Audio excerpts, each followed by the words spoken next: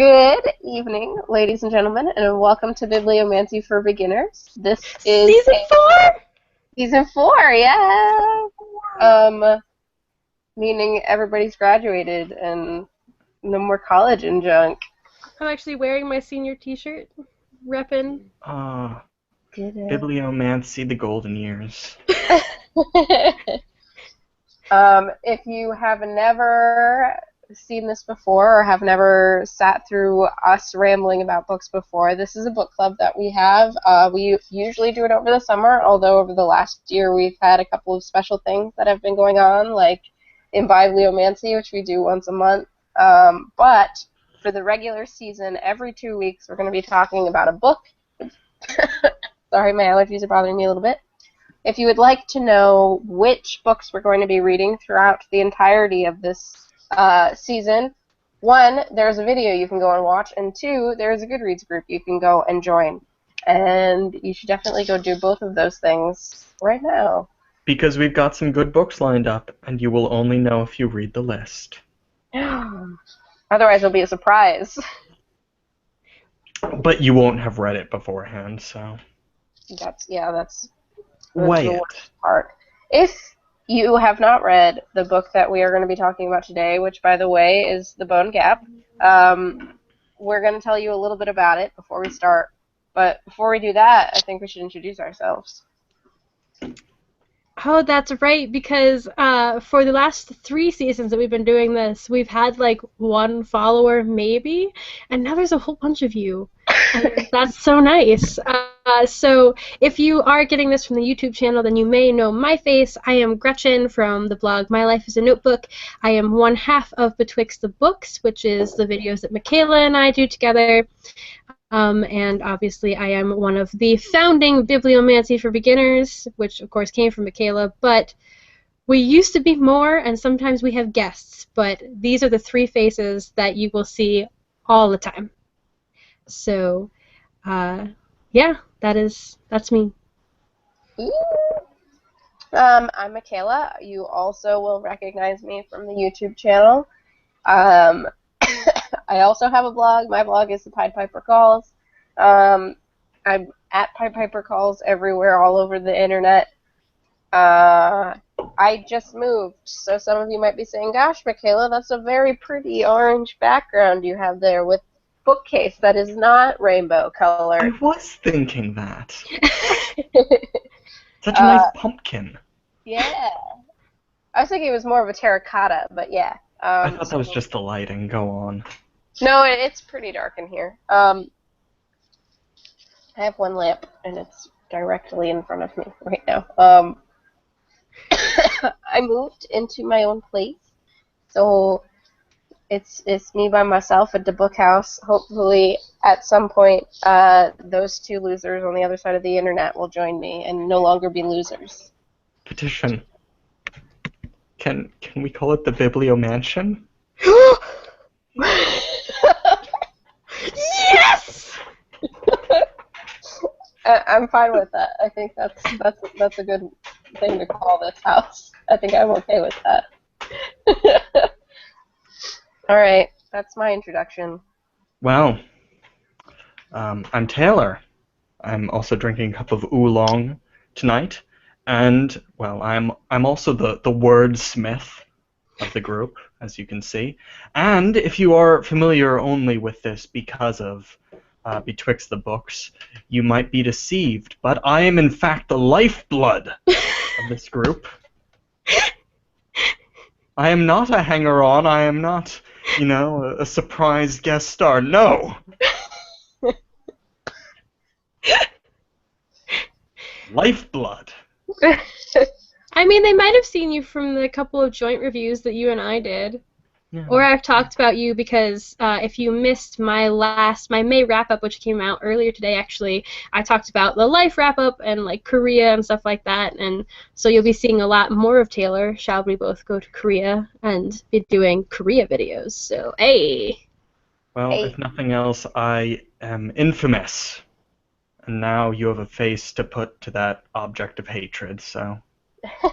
I do Moving on. talk about you a lot in derogatory terms. This is true. Yeah, you know, I got that. I did get that. Michaela is dying. Hey, Devin. Can you get me some water, please? Thank you. This is actually Welcome to book club. You're super lovely.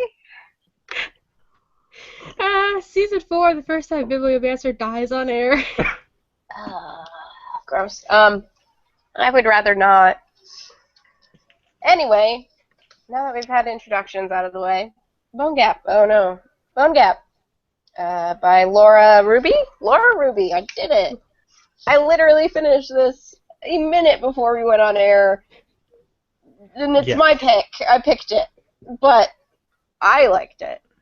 Anyway, the way that this works is usually I'll read the Goodreads description, but today I'm going to read the back of the book because it's actually probably shorter than the Goodreads description because most of the back of the book is blurbs. I hate that. Ahem. Everyone knows Bone Gap is full of gaps, so when young, beautiful Rosa went missing, the people of Bone Gap weren't surprised. But Finn knows what really happened to Rosa. He knows she was kidnapped by a dangerous man whose face he cannot remember.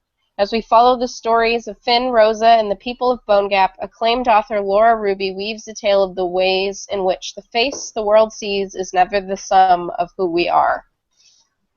Very poignant. To the point. Yeah.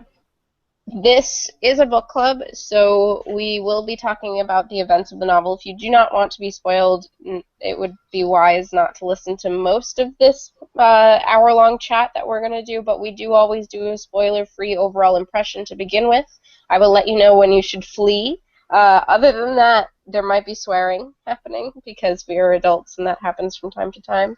Also, Devin is my friend, and he's sitting there and he's playing Dark Souls, so if you just hear a random fuck, that's why. So I rated this book 2 stars on Goodreads. Ooh, harsh. Yeah. That's a bit sharp. Well, okay, so I'm trying to get away from just like randomly. So on Goodreads, 2 stars means it was okay. 3 is I liked it. 4 is I loved it. 5 is I really, really loved it. Okay? Solid. 2 stars, it was okay. It was beautifully written. She has some lines in there that just made me stop and go, wow. But pretty words does not a compelling book make, and the characters were fine. The plot was fine. I was just so bored. There was never a moment of tension or stuff like that. So while I found individual sections very pretty and very poignant, the overall book to me was literally just like, I promised myself I'd get to such percentage today, and I'm just going to get there, and it's just going to be over.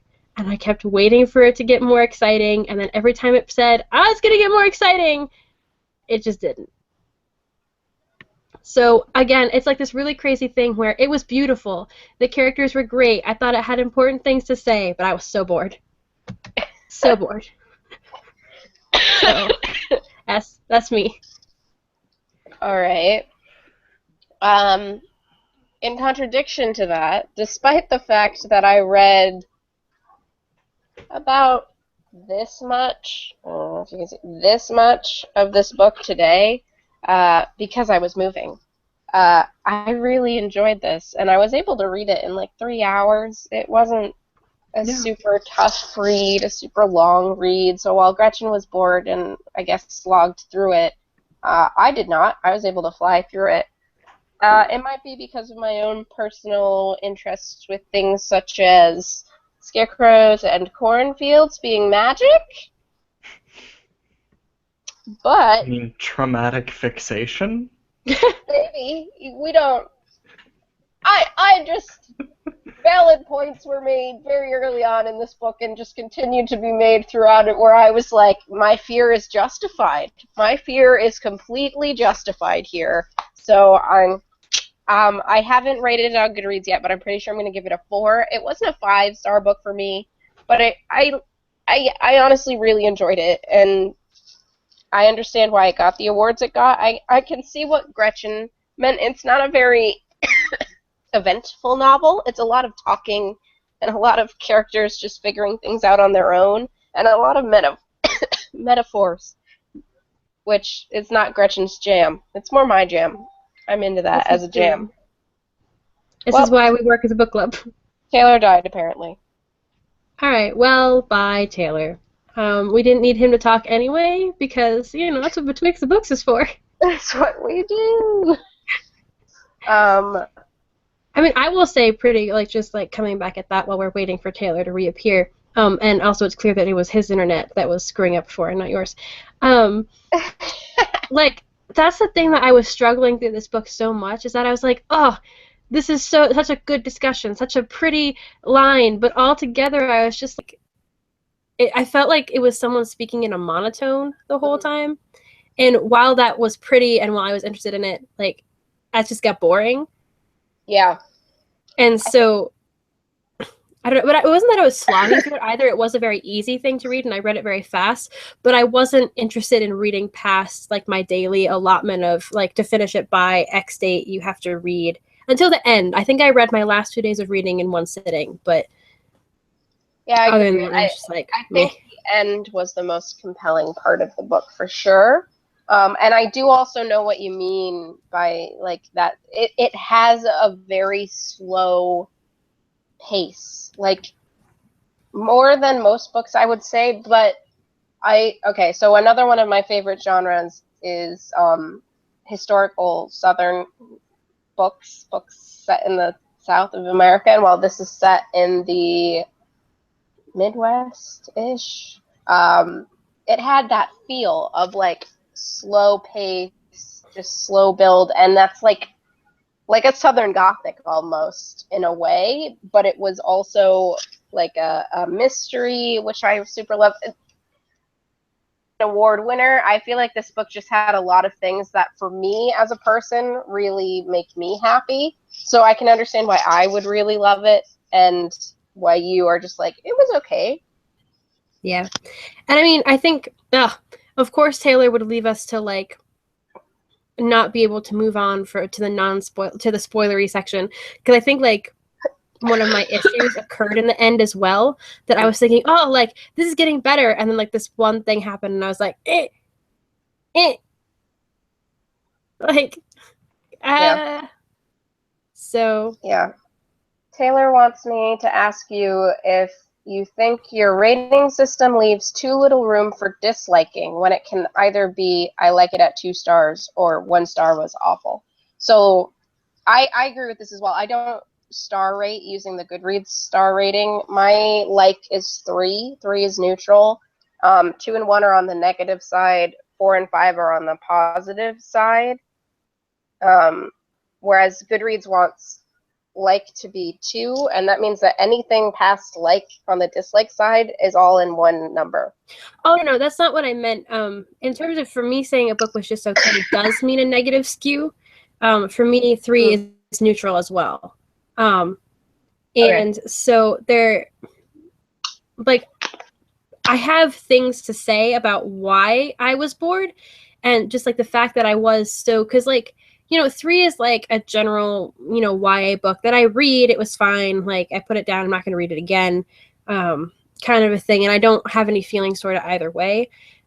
With this book, like, I did skew to the negative, just because for me as a reader, I want to be compelled. And I was super frustrated that this book brought up so many interesting things and said so many important things, but didn't compel me with them. And so that was just, like, a super source of frustration, I guess. But not, like, I think I would never give it 1 star, but, like, I also feel I have too many feelings about it to rate it just like a 3 neutral. I can see that, but I also feel like, well, we need Taylor here to talk about his feelings and why he liked or did not like it, because he really needs to break this, because I honestly feel like for me for me, 2 stars is like kind of an affront to this book, but at the same time, I recognize that the things I really love about it are things that are very Michaela-centric, positive things. Yes. Yeah. Right? This book it's skewed directly towards you, and I have a feeling that Taylor is going to back. I mean, he shouted that's harsh when I said 2 stars, so like I know full well that he's going to agree with you because he usually does. But like I could not, bored as I was, I could not rate it 3 stars because I have other books that I have at least enjoyed, if not like. See, and this is one of the things I hate about the star rating, is because there are 5-star books that I have rated 5 stars because they changed me, and there are 5-star books I rated 5 stars because I love them and I know there are flaws with them, but I love them anyway. Yeah. Right? And these two things, you're like, well, I liked this one more. I would hand this one to a friend more than I would this one. But this one is what would probably be more of a literary work or something that has made me the person I am today. And like all of these things can't be put into a star. Like it doesn't work. Yeah, no, literally, I mean, I think like maybe, I mean, like it's maybe like I rate it that way because I don't know, it just doesn't. It's more like in the collection of my ratings, like where I would put this book, it would end up behind a bunch of 3-star books that I've rated in terms of pure enjoyment. But like if we were talking about as a literary work that we could discuss, I'd rate it really high. My Goodreads is based more on like books that I've enjoyed, so it goes back. So I agree. It's a complete like 2 stars. It does not represent a full encapsulation of what I felt about the book, just in terms of my larger rating scheme. Yeah. That was the most honest thing that I could do with the, and because Goodreads doesn't even do half stars. I know, which is so annoying. Yeah. All right, Taylor, we've been rambling for several minutes. What are your thoughts? So first I would like to say, what would a season kickoff be without at least one technical error? Turns out my computer wasn't plugged in for that entire introduction. And my laptop, if it's unplugged for like 5 minutes, it's done. It's like, nope. Anyway, so I distinctly remember with what I think was our first episode ever with the Book of Lost Things, was making the joke about the subgenre that should exist of young English boys going on adventures in their pajamas. Yes. Yep, that was exactly our first episode.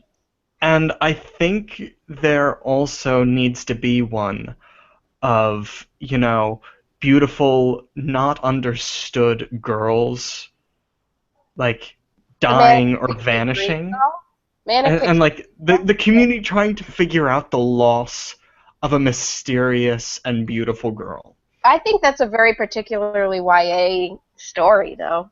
I don't know, because like what he's describing, I can honestly think of a bunch of like literary picks that have either have been your guys' picks or were almost your guys' picks that are about like that very thing. So like murder and suicides. Yeah. It's Manic Pixie Dream Girl. That's a But that was my transition to this book was kind of like Ray Bradbury and writing The Virgin Suicides for me. Those are the two things that fit together. And also because any small town narrative is either, you know, in my mind, Ray Bradbury or Garrison Keillor. And between the two, this is a little more Bradbury. Yeah. So this book was perfectly okay, good. I like it. Like, it is everything that I would want from this sort of narrative, and I enjoyed, but it also kind of felt like it was trying to be... It felt more like a love letter to that kind of book that it wanted to be than an actual success of that. Ooh, I like that. I can agree with that as well. Because I really liked what it was trying to do, and I really like a lot of its aspects. And I thought it had a very clear intention. I just don't think it managed everything. And we can get more into those particulars. But I thought the characters were interesting. I thought their interaction in this community were wonderful. But I also don't think that this came together fully. I don't think that... Wow, I'm already forgetting characters' names. Jesus, how can I... Rosa. Wow, the Oh wow, most that's one important to name. forget there, bud. Yeah. Well, you put the book down for 4 days. I don't feel like Rosa's story ever synced up with the story of this town. In the sense that I feel like there was the Rosa's story when she was in the town, and Rosa's, like, chapters. And I don't think they ever connected fully, tonally or just in nature. I don't think it ever quite realized that. So I can respond to this using full sentences. Can we put up the spoiler fingers and be like, Yeah. yo? Yeah, Oh, I'm that's what I sorry. was about to say. Were my before we sentences not good enough for you? No, I want to respond to you because I God. agree, but I want to respond with specifics. Yeah, before we Yeah. get into that, now would be a good time to leave if you don't want to be spoiled. That was probably vague enough to not spoil anything what Taylor said, but No, it wasn't. it wasn't vague enough. You think Oh we no, spoiled sorry. stuff? It wasn't spoiling anything. It was vague. Okay, so I agree with that. You can flee, but we do recommend that you come back and listen to us talk because we are enthusiasts of how discussions can add a lot to books and often change people's minds, but not always. Sometimes we're stubborn. How many times have I yelled on air? Let's not count. Anyways. We all have stances. Go on. No, I was thinking that as well because there was this really weird thing with Rosa's storyline where, like, I thought that it was continuing, like, from the moment that she was abducted, but then it kind of spiraled back at one point and was talking about how she got to their place in the first place and then jumped forward again, and I literally had to go back and forth and read a couple of her chapters and be like, what have I been reading up until this point? Oh. Because, like, Okay. I was so convinced that Rosa's chapters started after she left the O'Sullivans the first time, and then, like, in the middle it got wishy-washy as to when it had started, and I was just, like, looking at it, just like, what is happening right now? I didn't have that issue. No, neither do I. Because she does point out before it goes into memory. Yeah, I think that section that you're talking about where it goes back is a frame narrative where she's, like, remembering how she got to this point where she was, like, trying to take herself out of the situation that she's in and remember sort of I might have started skimming, if we're being honest, because I was Yeah. just like, No, lady. You just needed to be challenged for that truth to come out. I just got so, because it did feel like Rosa should have been, I feel like there were all of the elements there for Rosa to be a very, like, 4D depth-filled character, and then it just wasn't done enough, but, like, it was all there, it just wasn't explored properly, if that makes sense. No, If we are willing to do our normal, well, there goes the structure of the discussion thing, I do have something to add on that count. Go ahead. Because we're just going to chat. If we hit a roadblock, we'll go back to the format, but I think we should just chat now. It's fine. Because 4 seasons later, we don't need the stupid structure.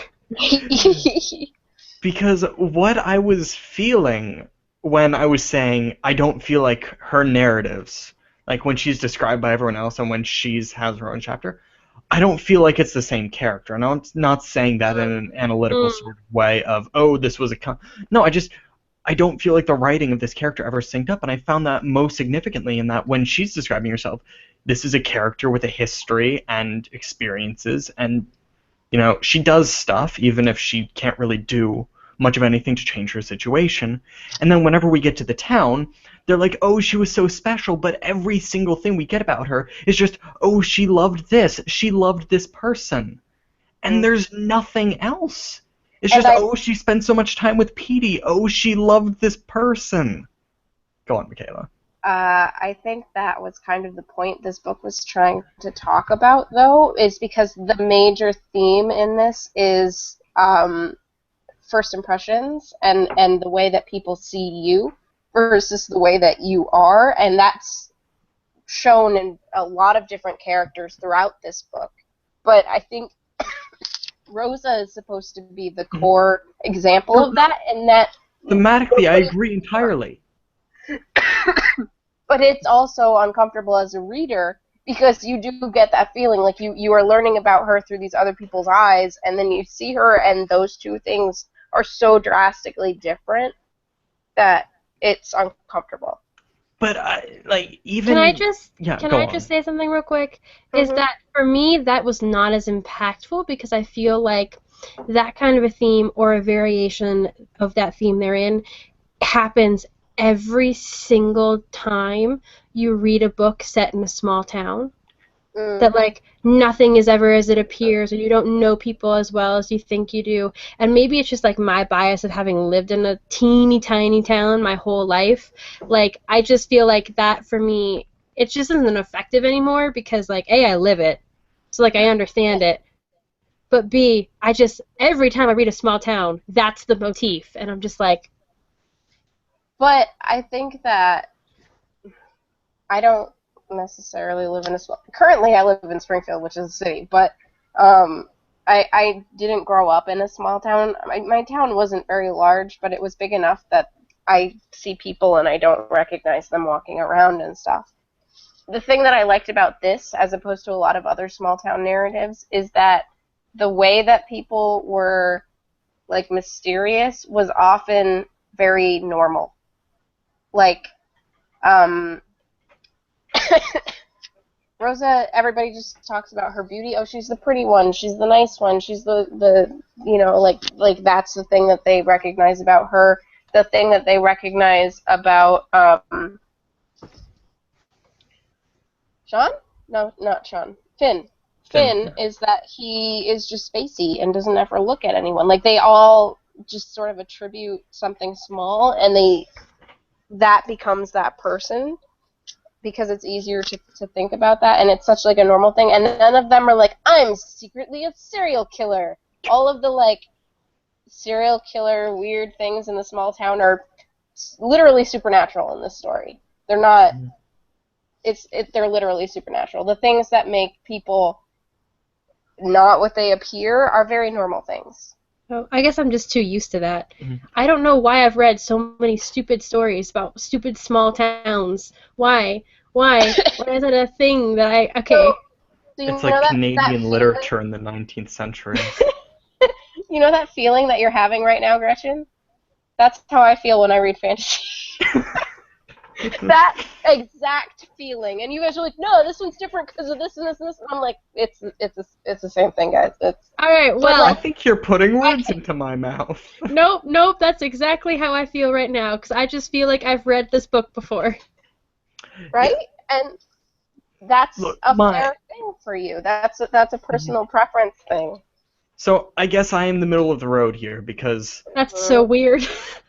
Thematically, I agree entirely with Michaela, and I don't think that it failed at that, but with Rosa, I don't think anything is introduced in her time at Bone Gap to actually complicate that, so it's not even people who are looking past it. But from any point of view, it's always, she loved something. We never see anything where she has anything more complex than just being instantly loving and beloved, and that's okay if it's self-aware of that, but in the way it happened, it felt very dissonant with the two aspects of itself. So thematically I understand the point is being made, but I don't see it in the execution enough. I also... Like I said, I gave this book 4 stars. It wasn't a 5-star book for me, and a lot of that is because I did find issues with things like what you guys are saying with Rosa. She was one of the things that I felt were the most, like, not fully realized in a way. Which is unfortunate, because she did make a good center point, and she was very much the center of this novel. And I liked her story. I liked learning about how she came to America and what it was like to be here and all of these things. I was also intrigued by the weird paranormal elements of like everything that was happening to her in the present time. Like it was intriguing. I'm a huge fan of magical realism. It felt interesting and weird to me, but like her as a character didn't go anywhere either. Mm-hmm. Can I just say, though, the fact that at the end, she's like, you love me, I love you, that's cool, but I'm going back to Poland now, and you can visit me if you want, and, like, I'm going to come back, but right now the most important thing is to, like, see my grandma and take care of myself. And I was just like, yes, yes, yes! God bless America. I was okay with the resolution, because it wasn't her needing to learn anything. She was the only one who had it figured out, so it was really just everyone finally, like, I don't want to say getting over it, but her finally just being like, yes, thank you, I can get on with my life. This is a YA book, though, and so I'm always going to have that deep-set fear of, Jesus Christ, here we go. And she was like, no, I gotta go. Learn to love herself. Like, she needs to get everyone else in line. But no, but like then you have like this thing with Finn and Petey, which I'm gonna like kind of inject into this discussion right now, where Petey freaks out because Finn is face blind and therefore like she must be ugly and that's why he loves her and like blah blah blah, and then they just get back together. Oh, here's that was the worst scene, by the way. Go on, Michaela. That's just a bookmark. No, I wanted to talk about Finn and Petey because, oddly enough, that was actually my favorite part of this book. Like, watching that relationship grow, because it seemed like a real relationship for once, instead of the traditional YA relationship of love at first sight. They hang out. They spend a lot of time doing nothing but, like, sitting and chatting and like weird horse magic. It was weird great. Horse magic, but that's fine. Okay, cool. And then they kiss, and it doesn't go past that point. They kiss. They just keep hanging out. They go a little bit further. They just keep hanging out. And there was a lot of further for a YA book. Well, yeah. That's not a criticism. I just want to say, guys, this is a Christian household. That hot cunnilingus scene? No, became the worst scene in the book. Yes, it was so good, and then I was like, okay, that was a very well-handled, like, appropriately erotic and, you know, intimate scene, and then it's just complicated with, as soon as that happens, she's like, you're face blind, I'm ugly, and I'm like, why is this happening now? I want to talk about that, though, as a girl who did not like the way that she looked a lot. If I had done all of this research about somebody that I honestly cared about, and you basically find out that the only reason that he was attracted to you in the first place is because he could see you, because for whatever reason you were weird enough that he could look at your face and know it was you. And he never had a conversation with you or developed a friendship, and none of that ever happened. They weren't friends. Specifically because she has had issues with her appearance from everybody. Everybody just assumes that she's ugly. Yeah. Then it's like it hits home that she's ugly. Like, the only reason he likes me is because I'm ugly. And she doesn't see the connection there of the, oh, he likes me. It's just the I'm ugly that she's seeing in that moment. And he then has a fractured thing where, like, he's like, oh, God, is something wrong with me? Am I broken?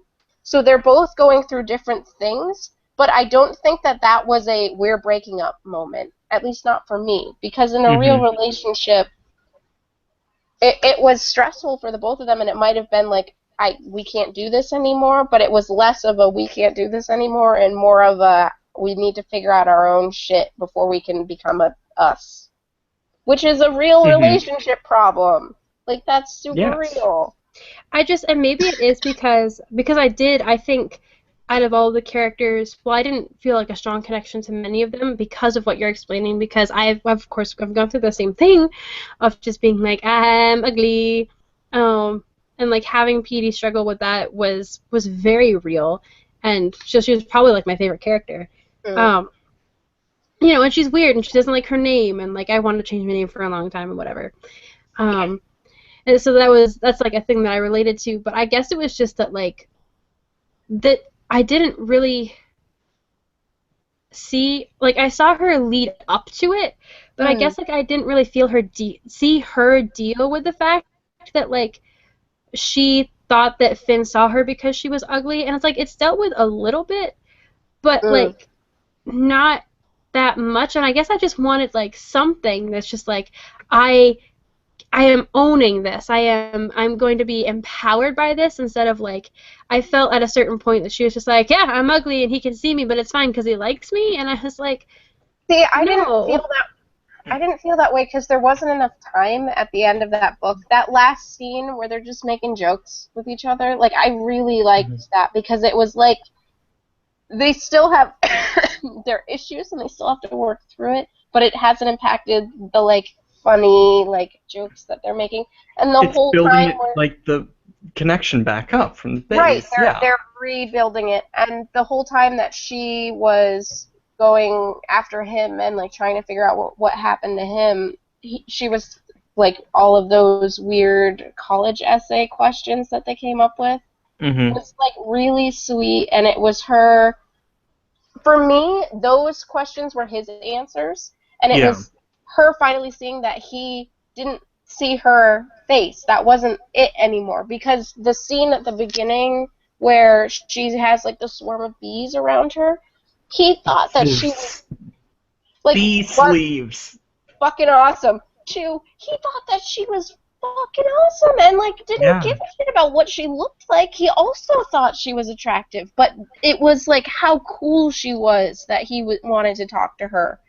And like it was finally her starting to see, oh, he doesn't just see me, he sees me, right?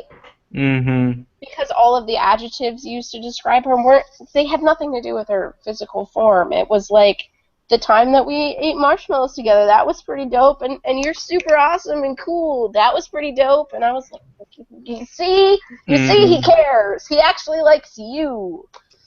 Yeah, it was like she was my favorite character as well. Like she had a very interesting arc, their interaction was great. Agree with your guys. I also feel like her resolution was also just expected to piggyback on Rosa's emotional arc there at the end for resolution. And I think that was the problem why it fell a little short. It wrapped up really quickly for the pace that it had throughout the entire novel. Okay, I'm glad I'm not the only one that felt that way, because oh my god, the entire climax was so bizarrely abrupt. Yeah. Because I was telling Michaela while you were gone that, like, I was just, like, reading up to my certain, like, gotta read it to this point to finish it by this date thing. But then once, like, my last 2 reading days, I combined into one, because all of a sudden I was like, boom, stuff! And then it was done. Stuff's happening. Like, what? He walks through some corn. He plays hide-and-go-seek for, like, literally 5 pages. Trippy as fuck. I need to like meet her, because like if I could write a book, this would probably be that book. Like, do you understand how many elements of this the entire time I was like, is she me? What? Sinister corn, I'm like, oh my god, Michaela. Sinister cornfields. So here's the thing, I didn't even know any of this shit was in this book. I literally picked it because it had something that sounded like a murder mystery on the back, and it won an award. So I was like, okay, let's pick some well-written YA. And it just happens to have, like, every single, like, tick all of the boxes of what Michaela likes in a story. I was thinking that as well, because I mean, like, that, and again, that is why I work as a book club, because, like, you like the opposite thing of the opposite thing of the opposite thing, and so, like, we rarely ever have the same opinion on a book. Well, you and Taylor do sometimes, a lot of the time, and I'm just like, no. I think in the Venn diagram of things that we all enjoy, it is a Venn diagram. There are things that you and Taylor both enjoy that I don't like. There are things that Taylor and I both enjoy that you don't like. There are things that you and I enjoy that Taylor doesn't like. However, I feel like Taylor and my parts are the most overlapped. Yeah. Yes. We should make a Venn diagram sometime. Just pile in all of the books we've done. And just, sort it out. Who liked what, and yeah. Anyway, I think moving on. it was more evenly split when we had Rachel, and then Yeah. because Rachel's picks tended to skew my way. All right, keep moving. Well, we've talked a lot in the past about who likes what books. It's true, we have. I wanted to talk about the magical realism elements in this, and whether you guys thought they worked or not. Mm-hmm. I'm not going to start. I'm going to I automatically know where I'm going to sit in this discussion because I don't like magical realism. Well, I don't believe in magical realism, so that's something.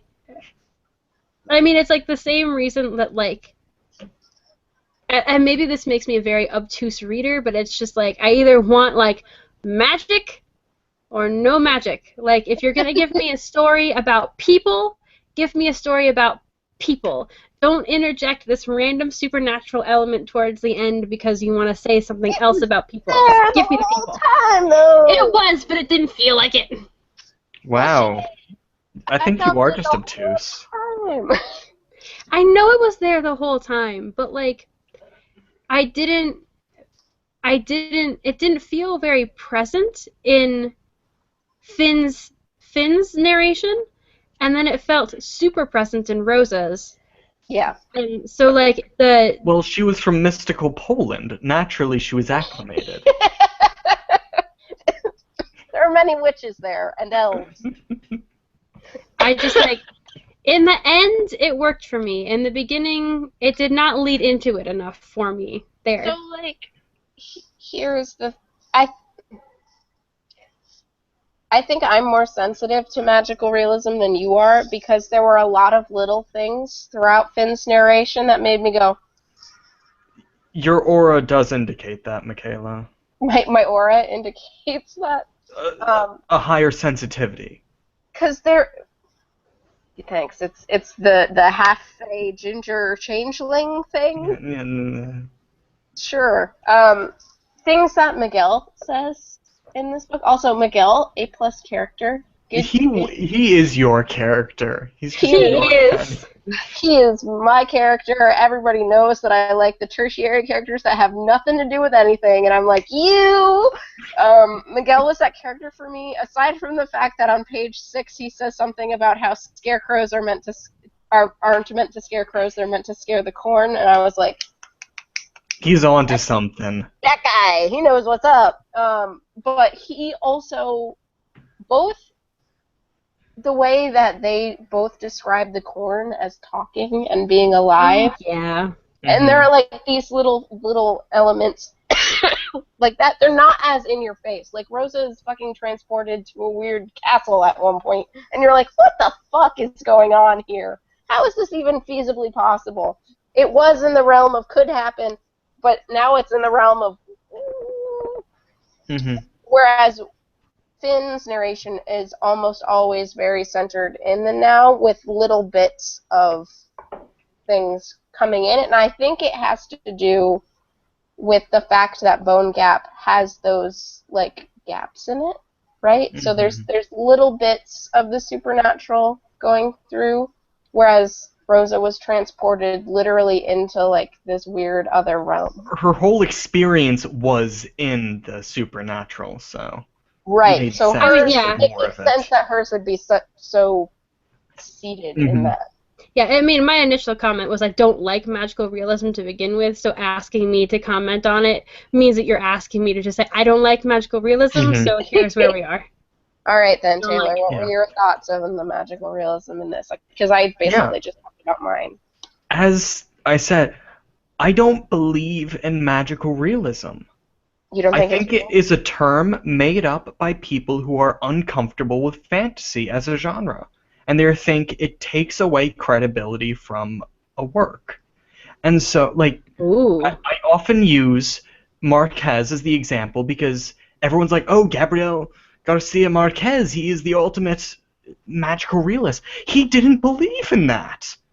He just wrote it, and people said, oh, it's magical realism. He's like, whatever. But, Do what you want, folks. yeah, I think it is just a form of low fantasy, where, okay, it is mostly real world with some elements of the extraordinary. But I honestly don't feel a need to create a distinction, and that's why maybe it's just my interpretation that why this felt so natural to me. I never questioned it. And I find it's also just I find people who don't believe in using fantasy at all, even like just in writing, not even in a single piece, to be bizarrely constrained just because it doesn't make sense when you are writing a story to avoid something like that, because it just feels awkward in a manner of truth. Like to My never mind is have a being horse. blown right now because I'm thinking of like if I had considered this a fantasy story to begin with, I would have rolled so much smoother with this. I think that is what I hate about magical realism. That's what I was trying to say. Like, if you're gonna say there's magic, like just go, do the thing. Like it's not a bad thing because I feel like realistic literature is like all about people and things. Like you know what I mean? Yeah, this is just a story with magic in it, and because of these genre understandings, we are conditioned to try to categorize it differently. Whereas if we didn't have that, we would read this in a completely different way. My brain hurts now.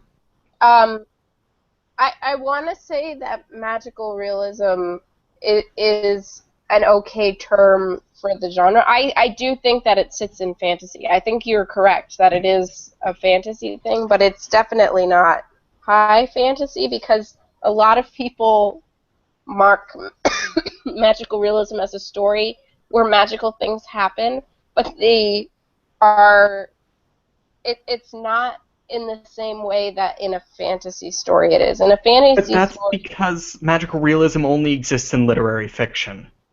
right. It's like if you took literary fiction and you were like, I'm going to make it better by spicing it up. But Which is why I think it's... the magical elements are treated differently than they are in a real fantasy book.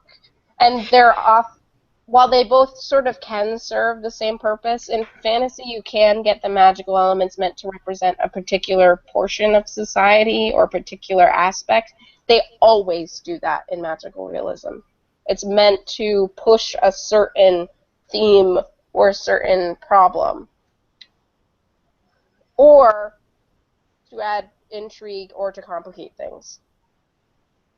I have to go like think with myself for about 2 hours because I think Taylor just put his finger on the exact reason why I fucking hate magical realism and why every single time I hear the term magical realism, my feathers get ruffled because it's literary fantasy used in a literary story, and so like there's a genre precedence there that I hate because as Michaela and I actually did a video a little while back on like the genre hierarchy and stuff like that, and that is always something that's very much on my mind because I take so much flack for like being a YA reader and stuff like that. So like I think that Taylor just like blew my mind on something that I must have been thinking. Because that's also how I was taught magical realism too. Like magical realism is the literary story with magical elements, and I'm like, that's magic. Yeah, I can understand your anger at that, but I think the acceptance of magical realism is a good step towards the acceptance of fantasy as a whole, because magical realism didn't exist much before that, right? Like, it's a relatively new term to describe literature. It's a relatively new popular item. The novel in itself is relatively new. Well, okay, yeah, you're going to be doing that. But what I'm saying is, like, it's becoming prevalent enough that people are making it a category. And as that continues, perhaps it will lift fantasy out of the, oh, you're a fantasy reader stigma type thing. I think it is an interesting way to discuss things, but I also think that it can also is often used in a more harmful way than a productive one. I mean, To I think further ghettoize fantasy as opposed to making a more inclusive genre. Go on. well, and I mean, genre is for marketing. Genre is for Yeah. marketing. It is. But it seeps into discussions, into academia, into what is read and what isn't. I've made multiple videos upon this in the past month. I agree with you. I'm just saying. No, and like I'm saying, genres are also created, but they can't be created unless there is a niche for it. So, Laurel K. Hamilton wrote Anita Blake, got rejected 78 times before somebody finally published it. She is considered one of the forefront writers of paranormal romance and urban fantasy, which did not exist before her. So, the fact that this term exists means that people are marketing it, means that it's pushing in a way. Yes, I understand. It's still sort of shitting on fantasy. I don't like fantasy. I like literary fiction. So when you guys are like, it's being mean to fantasy, I'm like, yeah, it is. Fantasy is the same story over and over again. At least magical realism. Literary fiction is the same story over and over again. Every story. There's 6 stories. That's it. The 6 stories get told over and over again. Literary fiction is one story, and it's someone is sad. When we've come back to 19th century Canadian literature. I am sad. And this land is desolate. There are nothing but moose. Moose for miles. Alright, I think we've been talking for about an hour, and I think that's actually like the high note to end this on, unless you guys have anything else that you want to chit-chat about. I don't know, it'd feel awkward to get back into the book at this point. Right? Well, okay, so here's the thing. Yeah. People watching, if you have thoughts or comments on anything, put it down in the description, and we'll continue the conversation there. Or we could do a thing that we haven't done before and continue the conversation on Goodreads, because we have those lovely forums on there that we never use, which would be a great place for chatting about a particular thing. Alternatively, if you want to do that, make a video in response. Post a video response, which people do. And we love for my computer power. So, yeah, so many options. We'd love to interact. Right? Have you guys read The Bone Gap? Have you heard of it? Was it good YA? Was it bad YA? That would have been something that we should have discussed, but we didn't. That would maybe be a good thing to talk about at some point. That was just... Wow, that was like an 8-second sinister door. Anyway, yes. And also, we are about to all shut out all of our social media. So, if you feel like you want to respond to one of us in particular about a particular comment, maybe Taylor blew your mind too, we're about to tell you where you can get a hold of us. So I think I just blew people's minds by making you agree with me, not by anything I said. That is fair. Although, I mean, many of our new followers don't know that usually we spend most of this screaming at each other. So it's a weird precedent to set for this season. Yes, it is. All right. So anyway, speaking of social media, hey, I am Gretchen from the blog My Life is a Notebook, and mostly everywhere on the internet. I am ADK Writer 15, so ADK Writer 15 at WordPress, ADK Writer 15 on Twitter. I am My Life is a Notebook on Facebook, and Gretchen Homeyer on Goodreads. ADK Writer on Instagram. So find me all those places, talk to me, and of course follow the YouTube channel because hello, that's where most of the cool things happen. I am Michaela. I am at Pied Piper Calls everywhere on the internet. Twitter, Instagram. Not Tumblr. You can find my Tumblrs. There are links in the description, which makes it super easy for you. But if you can find my Tumblrs, they're not that at all. I haven't touched Tumblr in forever, though, because it scared the shit out of me. Fandom got too hardcore, and I was like, nope, I'm out. I am Pied Piper Calls on Twitch, which hopefully having my own place means that I can stream some more because I won't feel like I'm interrupting people and I have internet that isn't being used by 20 bajillion devices. just my own 20 bajillion devices. And yeah, like Gretchen said, we do the videos on here. I would also like to say there is social media for the book club specifically. Like I said, the Goodreads group, but there is also an Instagram and a Twitter, which I believe the Twitter is Bibliomancy 101 and the Instagram is Bibliomancy, the number 4, and then beginners. Okay. I am Taylor, and at this point, everyone has already closed the video, so I don't need your approval. He's Talade on Twitch You've and already E.T. left. Greenwood on Twitter. Yep. That's it. We're done here. Good day, sir. Bye.